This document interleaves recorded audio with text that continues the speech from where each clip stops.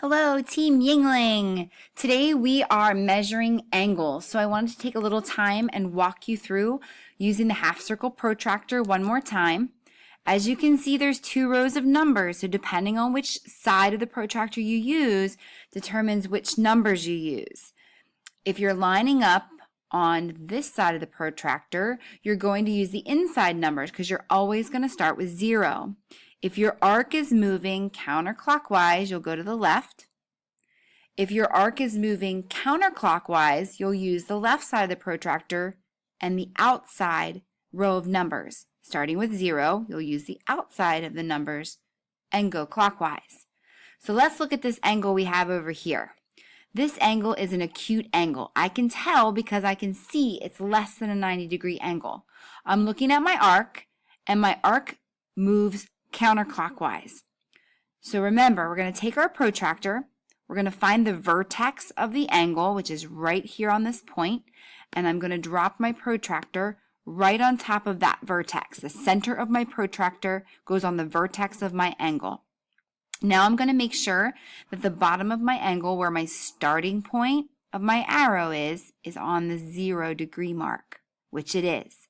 My arc goes counterclockwise, which means I'm going to use the inside set of numbers, which starts at 0.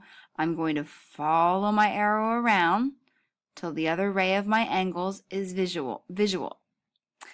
Okay, here we go. So I can go 10, 20, 30, 40, 50, here's 60. It's a little before that. Remember that each one of these tiny black lines is worth 1 degree. So I'm going to go over as far as 55, and then I'm going to count 56, 57 degrees.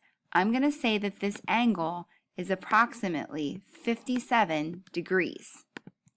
Now, how am I going to know that I'm correct? Well, there's a few things I can do to CEO myself. 1, I can simply re-measure my angle. 2, I can also look at my angle. I said it was acute, which means it must be less than 90 degrees. I came up with 57 degrees, which is less than 90 degrees. So I know that it's definitely acute. The other thing you could do would be to have someone else measure it as a third way, using that magic 3 just to make sure that you are correct. I'm going to take my protractor, put it down one more time, put the center of my protractor on the vertex, make sure I'm lined up on my 0 line. My 0 is here, so I'm starting with the inside numbers, following my arc straight around until I hit 57 degrees again, and now I'm pretty confident that my angle is measured correctly. Okay, good luck tomorrow. Practice, practice, practice.